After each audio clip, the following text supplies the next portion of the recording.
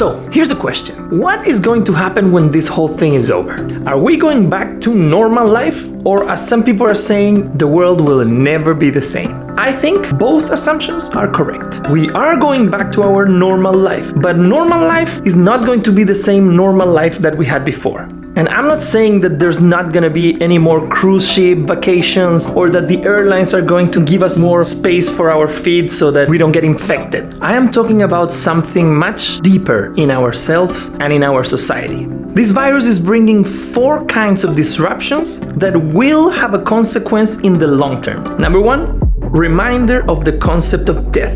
Number 2, it's a common enemy. Number 3, a change in our routines. Number 4, a change in the rules of society. And number 5, a like in this video. Okay, forget about number 5, although it would mean a lot to me if you hit the like button. Now take a seat because it's gonna get kind of intense. If you've ever had an accident, a near-death experience, or if somebody in your family ever passed away, you probably noticed that this experience triggered something in you that maybe you didn't even know you had in you. I'm talking about things like spirituality, which means basically getting closer to your beliefs, whatever they are. Connection with nature, we remember we are part of nature, which makes us appreciate it more. Awareness of time passing, we become aware that time is passing, which brings appreciation for the people in our life. Humbleness, it makes us realize we are powerless in front of death and nature. And generosity, we become aware that we will die as well, and this detaches ourselves from materialistic behaviors. Now, I want you to imagine what would happen if everyone in the whole world would get triggered these human features at the same time. Well, that is basically what is happening right now. Hundreds of thousands of people will die, if not millions, which means that billions of people will be in grief simultaneously. And even if you don't know anyone who passed away, the fact that you and your loved ones are now vulnerable to a virus which has no cure, this thought alone can have a very similar effect in you.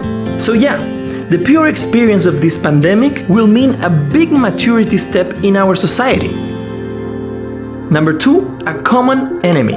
Never before in modern history, the entire world has had a common problem affecting everyone at once. Think about it as if we were being attacked by aliens. Perhaps we need some outside universal threat to make us recognize this common bound. Our differences worldwide would vanish if we were facing an alien threat from outside this world. If we were to be attacked by aliens, we would step aside from our nationalities. If you're Russian, American, North Korean, Chilean, Israeli, Indian, etc., it would not matter. Instead, we would feel identified either as a human or as an alien. In this case, the virus has the same unification effect. It brings us all together as a species to fight against a common enemy. And this experience of being on the same team creates bonds between nations and between people. And it's a step towards a more empathic society. Empathic. I don't know how to pronounce it. Empathic.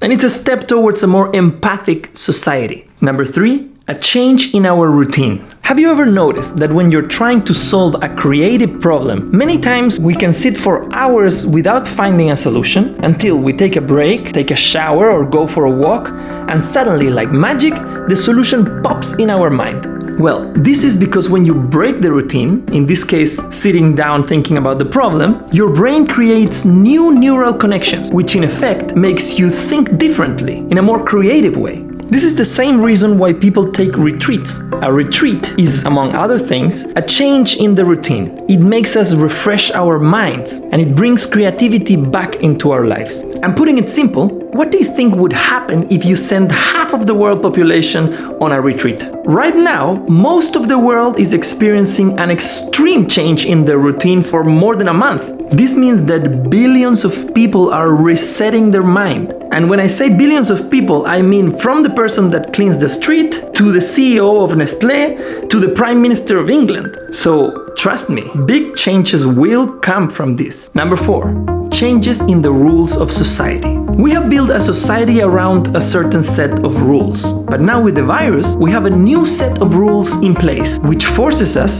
to adapt. Adaptation means developing new technologies and finding new ways of doing things. And even if at some point things go back to the way they were before, we will still keep these new abilities we learned during the period of the coronavirus. For example, when I went backpacking, I learned to cook a bunch of different kinds of food that I never cooked before.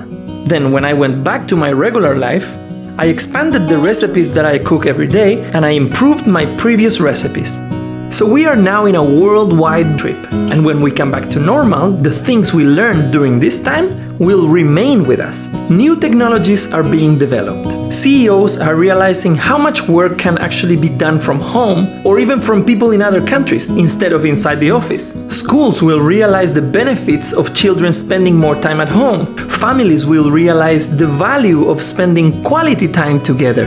People are discovering the benefits of meditation, playing an instrument, learning other languages, to be more clean, online collaboration, etc.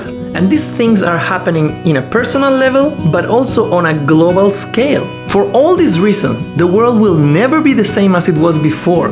It will grow. It is growing right now. So if you have a business, you're a teacher, a designer, an artist, an office worker, a homemaker, or whatever your field is, don't just sit and wait for this to pass. Learn to adapt and use this as an opportunity to improve, to innovate, and to change for good.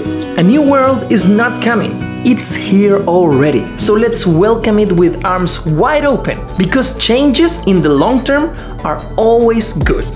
This is Alan's Theory. Let's keep it creative.